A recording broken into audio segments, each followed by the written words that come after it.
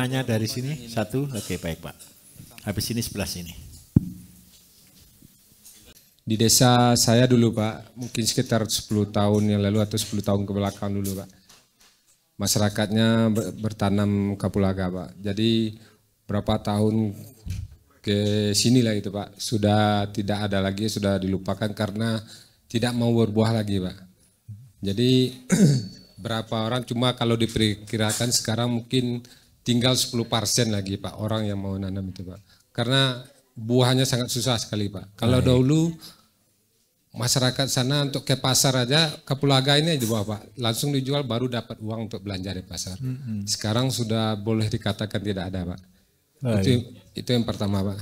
Jadi sehubungan yang tadi Pak, masalah rusa tadi Pak.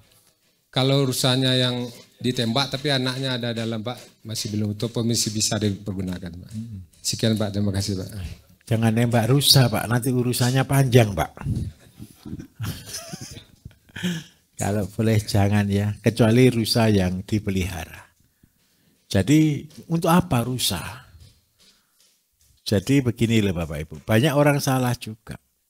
Jadi untuk apa sih jamu kok pakai rusa? Jangan. Konsep semua kan harus jadi tanah Pak. Makanlah apa yang ada. Supaya apa Bapak Ibu, kita sehat. Tidak harus rusa. Itu Kidang Kencana itu kan satu dongeng. Kalau kamu kepingin sehat, kuat, perkasa dan sebagainya, harus dapat janinnya rusa. Itu impossible. Orangnya tidak usah minum jamu rusa, sudah kuat duluan itu. Paham maksud saya? Jadi ternyata semangatnya di mana? Ya harus melatih diri, bisa lari kenceng. Oh di sana matanya jeli, di sana ada rusa, kesakitan mau melahirkan, dia lebih kenceng dari larinya rusa ini. Jadi kalau begitu dia sehat sebelum minum jamu. Paham ya? Saya kasih ilustrasi. Bukan ilustrasi, ini testimoni Bapak Ibu. Saya punya pasien. Pasiennya tidak kenal saya. Pasiennya kenal saya tidak kenal dia. Yang betul begitu. Karena dia cuma dengar dari radio. Baik. Pasien ini Bapak Ibu sakit stroke. Dengarkan ya kata-kata ceritanya ini. Ini lucu. Malam hari itu dia ngipi Bapak Ibu. Ngipi ketemu saya suruh ambil pohon kelapa, ambil buah kelapa. Harus dia sendiri yang manjat. Ini orang stroke. Terus katanya, kelapa ini tidak boleh dijatuhkan. Harus dipegang sampai di bawah. Ya. Terus yang kedua setelah diminum nanti dia akan sembuh. Itu kata-kata saya dalam mimpinya dia. Betul ya? Bangun tidur Bapak Ibu, dia manjat pohon kelapa. Dengarkan saya. Setelah dia manjat pohon kelapa, dapat buah kelapa, dibawa turun ke bawah. Begitu di bawah dia bilang ke saudara keluarganya, saya harus makan kelapa ini supaya saya sehat. Betul atau tidak? Katanya Pak Bayu dalam mimpi saya minum buah kelapa ini saya akan sehat. Pertanyaannya kan sekarang dibalik. Dia sehatnya minum air kelapanya atau sehat sebelum naik pohon kelapa tadi? Apa yang menyembuhkan? Semangat. Ya ini tidak sugesti, ini mimpi. Semangat dia. Bapak Ibu pernah pacaran? Yang sudah menikah kan sudah pernah pacaran nih. Betul kan? Kalau mau ketemu sembuh atau sehat? Sehat atau sakit? Sehat. Semangat. Semangat yang menyembuhkan sakit penyakit. Sama dengan tadi Pak. Bukan Kidang Kencananya. Semangat mau menjadi kuat yang membuat jadi sehat. Bisa dimengerti ya. Jadi besok kalau Bapak Ibu ada yang sakit, usahakan mimpi ketemu saya. Ini berguru biar tidak ngantuk. Sampai lupa tadi pertanyaan kedua apa? Kapulaga. Baik. Bapak Ibu ke depan kapulaga juga salah satu tanaman yang akan kita ekspor. Kendalanya tanamannya tidak mau berbuah. Kenapa kok tidak mau berbuah? begini loh. Kapulaga itu kan tidak pernah diurus loh Bapak Ibu. Diperkosa, terus diambil buahnya, terus tidak pernah dipupuk, tidak pernah diapa-apakan. Katanya orang dibiarkan saja hidup. Di mana kapulaga itu tinggal? Biasanya di pinggir-pinggir tanah. Betul ya? Tidak mungkin ada orang tanam kapulaga di tengah-tengah jarang. Biasanya kebun kopi, kebun apa, pinggirnya pagernya kapulaga. Yang membuat kapulaga ini tidak buah kenapa? Ayo kira-kira kenapa? Satu saja. Ketika pohon ini dipanen, daunnya dibuang atau tidak? Dibersihkan atau tidak pinggir-pinggirnya?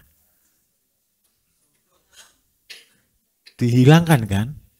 Gara-gara ini dihilangkan Bapak Ibu, ini yang jadi problem. Harusnya kembalikan apa yang diambil. Pohon itu kalau di hutan itu bisa memupuk dirinya sendiri. Asalkan jangan dibakar, jangan disapu. Kalau daun ini jatuh jadi apa Bapak Ibu? Humus, jadi pupuk. Yang menjadi problem tidak berbuah karena semua daunnya diambil. Coba Bapak cek. Pohon yang tetap berbuah itu tumbuhnya di tempat yang banyak daunnya. Tapi kalau ini disapu, apalagi diherbisida, apalagi dibakar, pohonnya pasti mogok. Unsur hara Bapak Ibu diambil 30 tahun, pasti habis. Betul atau tidak? Tinggal apa? Tandus. Supaya kembali subur, ya kembalikan lagi haknya.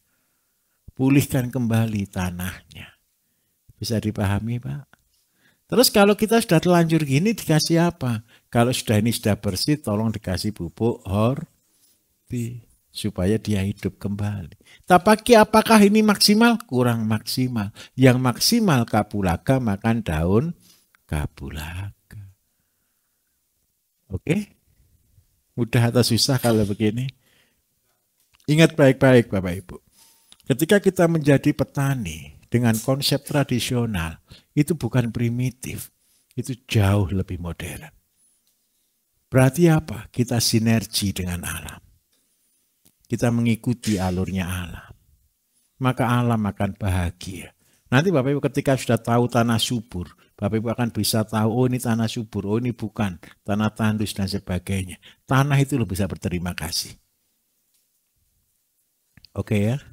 Ayo sini lagi. Oke, dua ini Bapak dulu ya, terus kita.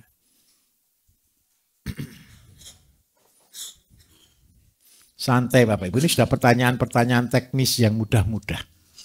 Nanti setelah makan siang saya akan ajari aqua farming ya. Tolong pegang teledong sedikit boleh ya. Kita ngisi itu medianya. Nggak usah bibit, nanti muncul sendiri cacingnya. Baik, mari Pak. Baik. Assalamualaikum warahmatullahi wabarakatuh. Waalaikumsalam. Nama saya Giri dari Karawang. Kebetulan saya lagi baru mulai belajar menanam kopi. Nah, di tempat kami memang sejak zaman Belanda katanya sudah ditanamin kopi. Sehingga turun-temurun sampai sekarang. Cuman ada mungkin dikatakan limbah ya. Yang pertama adalah kulit kopi. Kami sudah coba untuk mulai memanfaatkannya, tapi mungkin dari Pak Bayu ada yang lebih efektif atau yang bernilai lebih tinggi gitu. Juga ada arang pembakaran kapur. Jadi di tempat kami ada pembakaran kapur tradisional pakai cubluk. Cuman masalahnya sekarang itu bahan bakurnya sudah tidak bambu atau kayu bakar lagi, tapi dari limbah-limbah pabrik yang seperti karet yang mudah terbakar gitu. Jadi kapurnya arangnya itu jadi masalah, paling jadi untuk mengaruk tanah-tanah yang lembah-lembah gitu. Nah, untuk barangkali bisa digunakan karena itu benar-benar jadi masalah juga buat petani kapur. Itu yang pertama. Kemudian ini sebenarnya ada titipan dari teman saya di Garut. Beliau punya pesantren dan pesantrennya ini ada sekitar 180 santri dikasih makan gratis. Baik. Tanpa Pungut biaya. pungut biaya ya, berikut kebutuhannya. Nah, di situ anak-anak usia di sekitar ya di usia kelas SD sampai SMP dan SMA. Nah, saya belum belum pede untuk ininya, untuk menyampaikannya. Mungkin ada trik awal atau tahapan-tahapan awal untuk membuat pertanian yang berkesinambungan, di mana SDM ada, lahan insya Allah ada walaupun tidak banyak. Ya, Baik. mungkin itu saja. Baik, Assalamualaikum Bapak. warahmatullahi wabarakatuh. Waalaikumsalam warahmatullahi. Baik, begini. Kopi punya limbah Bapak Ibu. Limbah kopi itu pasti kulit kopi. Kulit kopi ini ada dua. Yang pertama kulit luar, yang kedua kulit ari. Nah, untuk apa terbaik kulit kopi? Kulit kopi terbaik adalah untuk pakan ternak. Pakan ternak terbagus apa? Untuk apa? Untuk namanya kam atau sapi. Tapi karena tanaman kita jelas tanaman horti, berarti yang terbagus apa? Kambing. Bapak, sebenarnya ketika kita sudah tanam kopi pasti ada naungan tidak? Pasti ada naungan. Naungannya tolong supaya tidak hanya naungan. Naungan kan biasanya kaliandra, kleriside, gamal kan gitu kan. Nah, yang diambil ini kan bisa untuk hijauan kambing, betul ya? Pasti. Terus yang kedua, daripada cuma pohon tidak berguna, tolong dikasih namanya vanili. Kalau tidak mau vanili bisa juga cabai Jawa. Nah, sama-sama tanaman merambat. Bisa juga ditanami saang atau merica. Nah, silakan diproduksi. Ini nanti akan menjadi kebutuhan ekspor. Merica, vanili, ataupun cabai Jawa. Ini tiga-tiganya adalah tanaman ekspor. Nah, terus yang kedua, kalau kulit kopi itu ada beberapa cara. Kalau dari awal langsung difermentasi, boleh. Asalkan harus ditambah dengan bahan kering. Bahan keringnya pasti bisa dedak, bisa juga tumpi jagung. Kalau seandainya, Pak saya sudah mau kopi saja deh, tidak mau beli, berarti kulit kopinya harus dikeringkan. Jemur dulu, kering, ini kan ada dua metode. Kadang-kadang dari biji kopinya langsung dijemur. Setelah kering kan baru digiling. Keluar kulit kopi kering. Yang kedua, kalau seandainya kita fermentasi, kita buat kopi berkualitas. Berarti kopi difermentasi baru digiling. Sehingga kulit kopinya basah. Kalau supaya tidak modal, kulit kopi sebagian dijemur kering. Disimpan lama. Kemudian dipakai fermentasi yang basah, sehingga dua-duanya jadi satu. Kelebihannya apa? Kelebihannya pakannya baunya harum, rasanya manis, kambingnya suka. Tetapi kalau semua kering, kambingnya kadang-kadang tidak suka. Karena sudah tidak beraroma manis. Kambing itu senang yang manis-manis Bapak Ibu. Kambing, sapi, ayam itu senang yang manis-manis. Nah karena itu kita buatnya seperti itu. Terus yang kedua, berapa idealnya kambing yang harus kita pelihara supaya kambingnya bisa mandiri. Satu pohon kopi itu butuh kurang lebih 1 kilo per bulan. Karena tajuk kopi itu rata-rata maksimal 1 meter sampai 1,5 meter. Ada yang 2 meter. Kalau 2 meter sudah ketutup jalan. Itu sudah besar, usia 5 tahun ke atas. Lah kalau kopinya ini diameternya sampai 2 meter, berarti pupuknya berapa kilo? 2 kilo. Ini 1 meter, ini 1 meter, pupuknya 2 kilo. Kalau ini cuma 1 meter, 1 kilo. Itu rumusnya. Nah, sekarang kita estimat tertinggi. Kopi kita pupuknya 2 kilo per bulan. Tanaman kopi itu jarak idealnya berapa Bapak Ibu? Rata-rata 2 kali 3.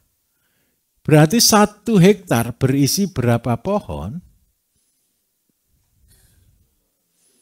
1.500. Dari mana? 10.000 dibagi 6. Jadi ketemu 1.500. Kita punya kopi 1.500. Berarti pupuk yang kita butuhkan per bulan berapa kilo? Ketemu berapa ini? Saya butuh kotoran kambing per bulan 3 ton. Berarti berapa kambing yang harus saya pelihara? 3 ton dibagi berapa? 30 dulu. Berarti 1 hari ketemu berapa? 100. Dibagi berapa? 4. Berarti ketemu berapa ekor?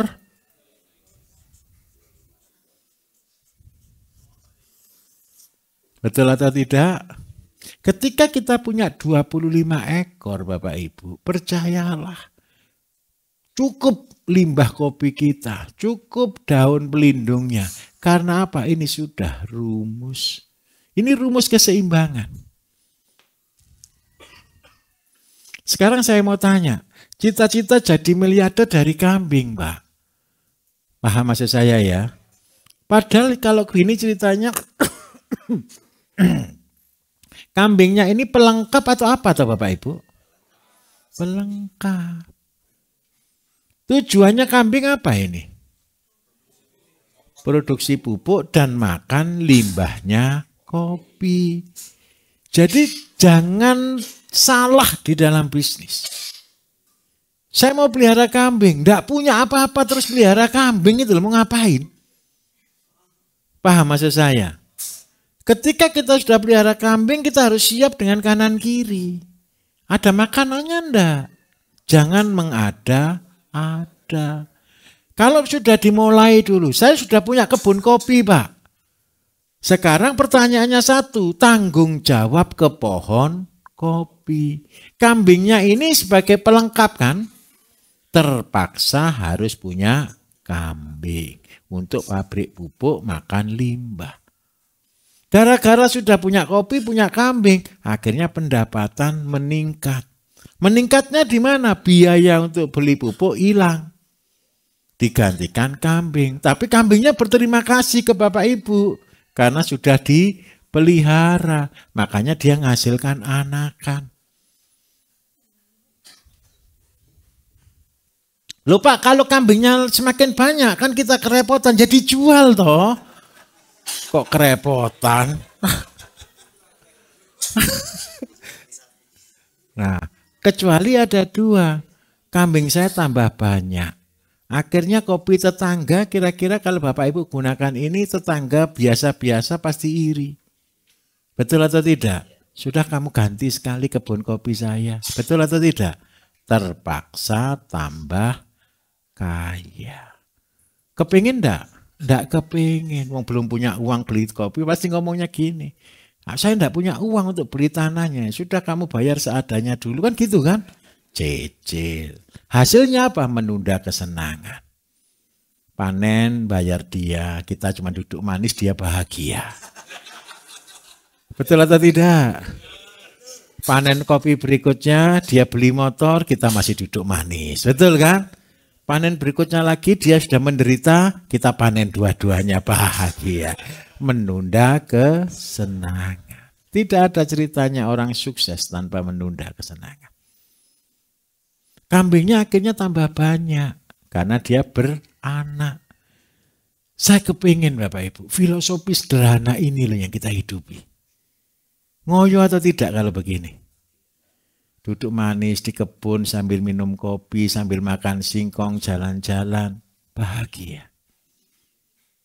Nanti orang akan banyak protes, kok tambah kaya? Bukan tambah kaya, kayanya itu sedikit naiknya. Terpaksa. Apalagi kalau sudah punya kebun kopi terus dipagar. Kasih singkong. Betul tidak? Terus dalamnya Bapak Ibu, aduh saya malas bersih-bersih rumput. Kasih ayam. Nggak usah banyak-banyak, 10 ekor saja. Hidup terserah, mati terserah. Biarkan dia beranak pinak. Tapi jangan lebih banyak-banyak loh ya. 1 ekor 100 meter. Itu tanpa beri pakan. Ayam. Tanpa beri makan. Ayam itu makan sendiri. Orang luar negeri kalau bahasa Inggris namanya chicken tractor. Tugasnya apa Bapak Ibu? Ceker-ceker. Tanahnya dicekeri, rumputnya dibersihkan, semutnya dimakan, ada serangga dimakan, tidurnya di atas pohon kopi. Kalau telur tolong dibuatkan tempat telur ya. Jangan telur di pohon kopi jatuh. Bapak Ibu akan menikmati surga di dunia. Betul atau tidak kira-kira? Ini yang saya harapkan. Kita tambah lama tambah tua Bapak Ibu. Kalau sudah tua nanti paling kita gendong cucu kita, duduk di kebun, bakar sama-sama, cerita ngalor ngidul. Betul enggak kira-kira? Dan kita mengimpartasi kehidupan. Begini saja kita sudah hidup.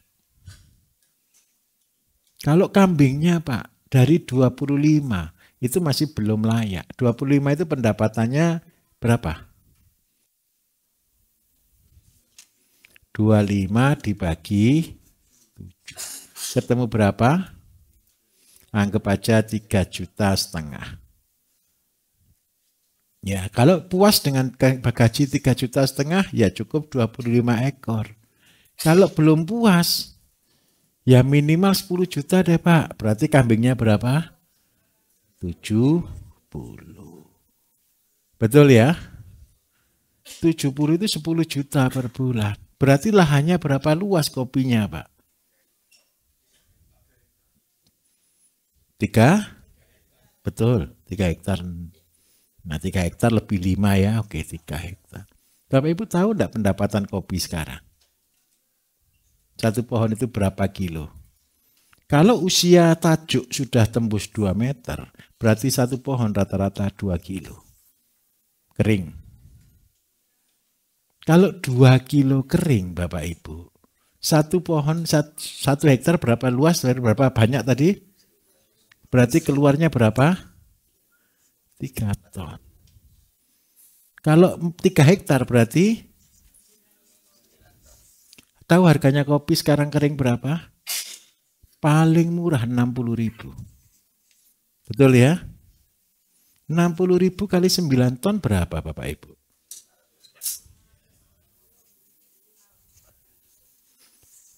Setahun sekali beli ya 540 itu Fortuner deh. Hidupnya dari mana? Nunggu kambing. Nunggu ayam. Jadi kalau coba bayangkan Bapak Ibu. Bapak Ibu duduk di tengah hutan sambil duduk sama cucu, setiap bulan cuma jual kambing. Terus setahun sekali beli Fortuner. Apa kata tetangga kira-kira?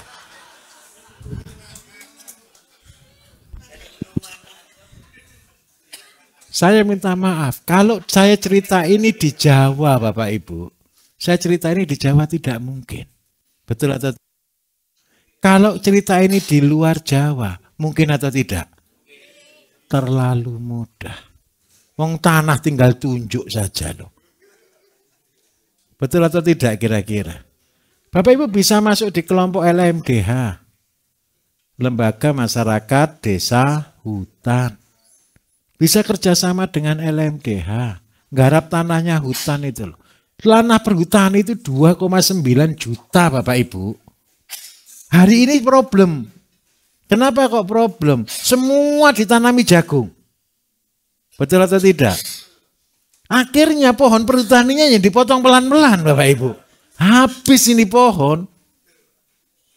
Lah kalau hutan tidak diselamatkan, kita ini loh sumber air dari mana? Karena itu paling tidak harus tanam kopi, tanam coklat, supaya hutan kita ada.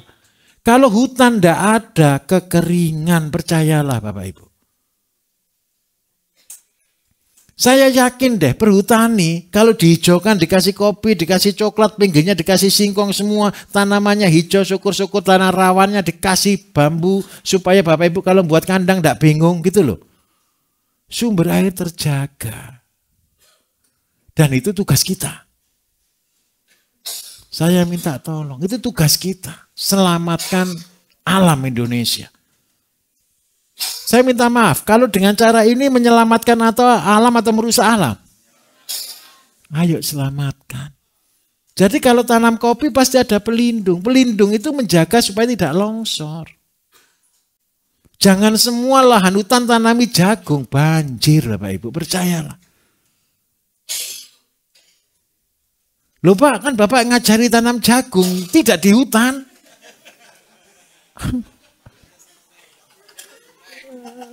Betul atau tidak? Saya tadi ngajari tanam jagungnya di mana? Di lahan pertanian kan? Lahan tegalan. Yang hutan, kerjasamalah, tanamlah buah.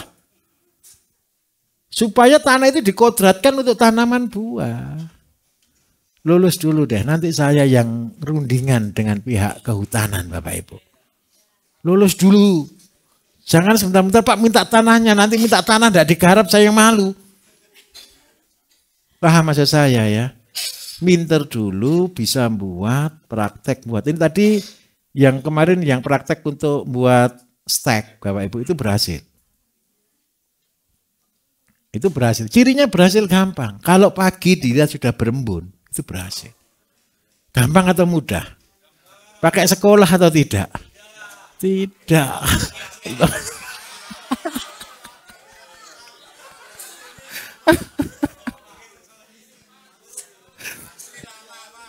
Saya takut itu satu Bapak Ibu, overload. Saya takut itu. Tapi karena itu saya buat santai, sesantai-santainya biar masuk gitu ya. Nanti kalau ada yang lupa saling mengingatkan ya di grup ya.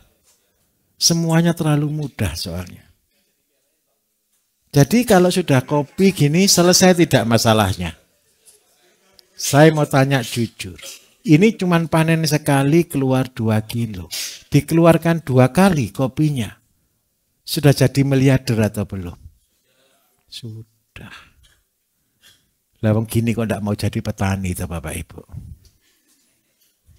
Kopinya dari mana? Stek. Ada alasan lagi, Pak, enggak punya beli, enggak punya bibit kopinya, terlalu sudah. Mau cuma motong nancap aja masa enggak mau toh Bapak Ibu. Tapi tolong praktek dulu, jangan banyak-banyak, kecil dulu tanam 10. Oh bisa hidup ya gitu loh. Nanti difoto bangga, saya bisa menghidupkan kayu kan gitu lagunya Gus Plus. Kayu dilempar jadi tanaman. Nah itu kayu ditancap jadi tanaman, bukan hanya singkong. Semua asalkan tahu caranya. Oke, apalagi yang berikutnya tadi Pak? Arang ya. Begini Bapak Ibu. Arang memang dari residu. Sebenarnya semua limbah itu tidak boleh dibakar karena mencemari udara. Betul ya? Ketika di udara dia tertahan di lapisan atmosfer. Ketika hujan turun, dia akan turun lagi ke bumi. Dan itu jadi residu. Lah kalau sudah jadi arang, apakah berbahaya? Sebenarnya ada yang berbahaya, ada yang tidak. Tapi kalau untuk tanaman lokal, yang kita tidak perlu mikir residu kimia, silahkan Pak. Tapi kalau kita sudah ngomong residu kimia, tolong jangan. Jadi kalau goal Bapak ini cuma untuk pasar lokal nih, bukan untuk ekspor nanti Pak ya, silahkan. Tetap kelebihannya apa? Bagus, karbon itu bagus Bapak Ibu. Tapi karbon aktif yang masuk dalam makanan kita itu pemacu munculnya radikal bebas. Radikal bebas sumbernya semua penyakit. Dari apa? Karbon aktif. Repot juga. Semua air minum, filternya karbon aktif. Makanya dipilih yang dari bahan organik. Bahan organik yang paling banyak diminati orang dari batok kelapa. Batok kelapa akhirnya karbon aktif yang bisa menjadi anti racun. Kalau Bapak Ibu diare, pernah dengar norit? Sudah ada atau belum sekarang? Sudah tidak boleh. Norit sudah dihapus. Tahu obat norit enggak? Norit itu kan obatnya diare. Diare norit itu berasal dari kelapa. Tapi gara-gara penemuan menyatakan, ini hebatnya orang luar negeri Bapak Ibu. Kita ini makan sate itu kalau bagi orang luar negeri itu dikatakan kena kanker semua. Betul tidak? Gosong semua. Karena itu saya masih mempertanyakan. Ini penemuan penelitian ini dibayar atau penelitian yang sungguhan? Norit, tahu pernah dengar norit kan? Sudah hilang atau belum sekarang? Dihapuskan. Karena terbuat dari karbon aktif. Ketika norit dikonsumsi oleh manusia yang sakit diare, itu kan berarti bakteri E. coli, bakteri salmonella itu kan berkembang pesat. Lah, bakteri itu akan mati ketika kena norit. Karbon aktif, tinggal Bapak Ibu minum air kelapa, selesai.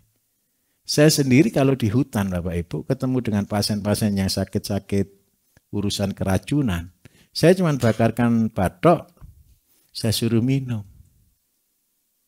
Atau kayak orang Jogja nih, kreatif nih. Buat kopi dikasih arang. Nah itu untuk apa? Nyerap racun. Tapi kalau kita kembali ke penelitiannya si orang luar itu penyebab kanker. Pertanyaannya satu, orang Indonesia makan sate kapan? Zaman dulu waktu makan itu banyak yang kena kanker atau tidak? Nah, berarti mungkin penelitiannya salah. Saya bilang mungkin loh ya, karena saya juga belum neliti. Paham maksud saya? Tapi saya minta maaf, selama itu organik, it's okay. Paham maksud saya ya? Terus yang berikutnya lagi, kalau fungsi utamanya arang apa? Sama, bakteri-bakteri jahat akan dibunuh. Termasuk di dalamnya jamur dan virus. Yang ketiga tadi apa Pak? Lupa Pak. Titipan dari pesantren. Oke, baik. Nah, saya jawab ini sudah sama dengan jawab semuanya ini. Bapak Ibu, ingat baik-baik. Tugas Bapak Ibu terakhir akan menjadi seorang guru. Akan menjadi seorang kiai. Di manakah kita akan mencetak kader? Saya minta maaf. Di pondok pesantren. Hari ini, pondok itu Bapak Ibu kehilangan jalannya. Kalau dulu orang mondok, diniatkan mondok itu hidupnya menderita atau bahagia di pondok. Kalau sekarang bapak-bapak yang sudah mampu semua ini, kalau ngirim anaknya ke pondok pilih yang kelas atau yang apa?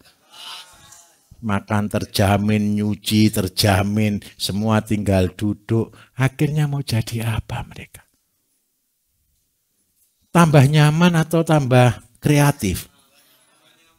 Pulang dari pondok sampai di rumah apa yang dilakukan? Naik fair aja, enggak apa-apa. Main handphone, duduk di kamar, duduk-duduk semuanya, minta dilayani semuanya. Mau jadi apa? Jadi tukang perintah. Nah, serius Bapak Ibu. Mau jadi apa mereka? Terus yang kedua, Bapak Ibu loh pasti meninggal. Ketika Bapak Ibu sudah meninggal, gaya hidupnya sudah seperti itu. Menderita enggak dia nanti ke depan? Dia menikah saja, punya suami disuruh-suruh, yang disuruh pembantunya Bapak Ibu, betul atau tidak? Iya kalau punya uang untuk gaji pembantu. Kalau belum punya uang untuk gaji pembantu, mau jadi apa? Ya jadi orang tetap Pak ya. Saya minta maaf. Saya betul-betul kepengen menciptakan pondok pesantren sebagai training center. Waktu mondok di situ mulai SD sampai SMA itu loh. Kalau lulus jadi orang yang berguna. Saya sering ke pondok Bapak Ibu. Kalau jamnya sholat, jamnya ngaji, kabur kok. Absen harus jalan. Betul atau tidak Bapak Ibu? Mana anaknya ini sembunyi di kamar mandi, sembunyi di atap, sembunyi di lantai genteng kan gitu kan. Yang tertawa ini pernah melakukan kelihatannya. Loh serius. Wong ibadah aja masih di. Kalau seandainya ini fair loh Bapak Ibu ya. Untuk pertanian yang penuh dedikasi, penuh disiplin, penuh ketaatan. Anak muda kabur atau tidak? Kabur. Karena apa? Tidak pernah ditanamkan. Tidak pernah diajarkan. Dedikasi ini. Saya kepingin ketika kita punya pondok sebagai training center, mumpung anaknya itu tidak bisa keluar di situ. Kan penjara hidup kan di situ kan. Penjara baik gitu loh. Saya minta maaf, disitulah kita training orang. Kenapa di situ harus kita training? 3 tahun Bapak Ibu sekolah di sini, sekolah di training center ini harusnya jadi miliarder semuanya. Betul atau tidak kira-kira? Terus yang kedua kayak Bapak Ibu ini, mulai habis ini. Setelah mulai kerja 1000 meter bisa sendiri. Tapi setelah mau berkembang butuh karyawan tidak? Cari di mana? Sekitar. Susah atau tidak? Seandainya ada pondok pesantren yang nampung anak-anak yatim, natum anak-anak yang yatim piatu, yang tidak ada biaya, diajari begini semua, mereka pasti butuh kerja juga kan? Seandainya Bapak Ibu dapat anak yang seperti itu, senang atau tidak? Senang. Tolong kalau mereka ditampung, jangan pakai gaji. Saya tidak setuju penggajian, bagi hasil. Jadikan dia seperti anak Bapak Ibu. Supaya apa? Ini bagi hasil ya, hasilnya bagi 2. Hasilnya bagi 2. Supaya Bapak Ibu tenang. Betul atau tidak? Satu anak pegang 1000 meter. Ada rezeki lagi buat 1000 meter. Buat 1000 meter, 1000 meter. Sampai bisa sampai misalkanlah 1 hektar saja. 10. Hari ini sudah 1005. 1010. Sudah 100 juta per bulan. Untuk mereka 50 juta. Bahagia. Bapak Ibu dapat 50 juta ditinggal jalan-jalan kan bahagia kan? Supaya apa? Tambah tua kita punya pasif income. Bapak Ibu mau enggak nunggui kerja terus gitu? Ya enggak mungkin lah. Mungkin kita nanti jalan sudah bawa tongkat Bapak Ibu. Betul atau tidak? Ngurusi terus pagi, siang, sore, malam, enggak mungkin. Ciptakan anak. Anak-anak perusahaan. Ini anak perusahaan atau anak buah kalau begini? Anak perusahaan. Perusahaannya berapa? Banyak. Bisa dipahami di sini. Di mana belajarnya? Di pondok. Satu anak ngerjakan enggak usah luas-luas deh. 5 meter saja. 5 meter luas atau sedikit. Setiap hari dikerjakan 2 jam. Selesai atau tidak? Selesai. Apa yang berubah? Mindset. Cara berpikir. Cara hidup. Cara bertanggung jawab. Anak yang bisa dididik dengan kecil Bapak Ibu. Sampah saja diurusi. Hari ini sampah dibuang-buang. Nasi sisa dibuang-buang. Semua dibuang-buang. Tidak menghargai apa-apa. Tidak punya rasa tanggung jawab. Itu yang harus dibangun. Di mana bangun terbagus? Di pondok. Saya sering kali jumpai Bapak Ibu pondok pesantren dengan kapasitas 100 sampai 150 begini. Makannya banyak atau sedikit? Banyak. Limbahnya banyak atau sedikit? Dibuang atau tidak? Nah kalau itu diolah, diproduktivitaskan, tidak mungkin kekurangan. Dan ketika ini jadi, nanti kerjasama sama Pak Kiainya. Ini Kiai sebelah saya ajari begitu. Tampung anak-anak muda, ajari mereka. Nanti kita bermitra. Terus yang kedua, kalau seandainya nanti dari Bapak Ibu ada yang minta tenaga ke dia, tolong Kiainya disupport ya. Pondoknya disupport. Berapa? Ambil 10% deh kasih ke pondoknya itu dari profitnya. Supaya anak itu tetap tanggung jawab. Saya orang Jawa, Bapak Ibu punya filosofi, kacang jangan ninggal lanjaran. Pernah dengar kata gitu? Enggak tahu ya artinya ya. Sebentar. Kacang panjang tahu kacang panjang? Ini ajir Bapak Ibu, lanjaran. Tahu lajir? Ini kacang panjang. Kacang panjang itu dia merambat di sini, betul? Ketika dia merambat di sini kan baru buah nih, betul kan? Kenapa dia bisa tinggi? Karena ada lanjaran. Anak-anak yang dididik oleh pondok pesantren dan kiai, ini biar semua bisa jalan. Pondoknya kan tidak mungkin cari uang kadang-kadang didik orang yatim. Ketika anaknya sudah pinter dan Bapak Ibu rekrut mereka, tolong pondoknya diingat-ingat. Seandainya keuntungannya dapat 10 juta deh, tolong 10 juta itu 10%-nya berarti 1 juta kirim ke pondoknya. Lah ini dipotong berdua. Bapak kan tidak ikut ngajar, terima hasil aja. Anaknya kan dulu kosong, dapat ilmu, dapat semuanya. Kan gratis lagi. Ya bukan berarti bayar. Tapi itu wujud terima kasih. Ini kan lanjarannya kiainya tadi toh Pak. Betul loh Bapak Ibu.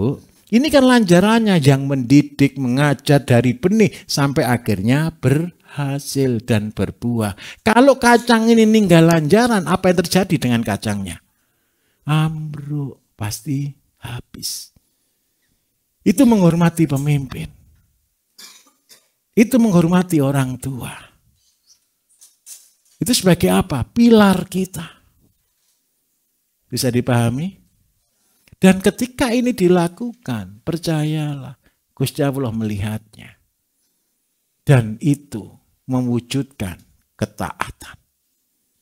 Kalau begini ceritanya, seandainya pondok-pondok mau dan mencetak tenaga kerja, food estate, koperasi merah putih, itu kan bingung pegawai semua kan. Betul atau tidak? Ada pondok enggak di desanya masing-masing? Tapi jangan disuruh pelatihan di sini loh ya. Saya enggak mampu. Bapak Ibu yang ngajari pondoknya. Bapak Ibu yang latih pondoknya. Ajari mereka dari kecil. Dan itu investasi yang kita bawa ke surga Bapak Ibu. Betul atau betul? Membuat orang yang tidak bisa jadi apa-apa menjadi apa-apa. Wes, kalau begitu itu bahagia rasanya. Kapan ya kira-kira ya? Ya, saya tunggu sampai 3 tahun, saya sabar menunggu. Saya 3 tahun masih tetap di sini ke Bapak Ibu. Nanti informasinya di info ya. 3 tahun itu sampai di sini. Saya menyelesaikan angkatan 1 minggu ini bisa 7 bulan. Terus habis gitu saya program yang 1 bulan itu setiap kota 2 orang. 500 kota 1000 orang. Waktunya 1 bulan. 1 kelas kalau 50 kota yang 1 bulan tidak bisa 60, cuma 30. 1000 orang dibagi 30 ketemu berapa bulan Bapak Ibu? 30 bulan, 3 tahun. Jadi saya siap-siap di sini 4 tahun ternyata. Dan ini waktu terlama dalam hidup saya tinggal ini. Biasanya paling lama 6 bulan, 3 bulan. Nah, saya tunggu ya 3 tahun ke depan jadi miliarder semua loh ya. Saya masih di sini, saya menunggu di sini. Nanti kalau sudah jadi miliarder datang ke sini deh. Minimal cerita.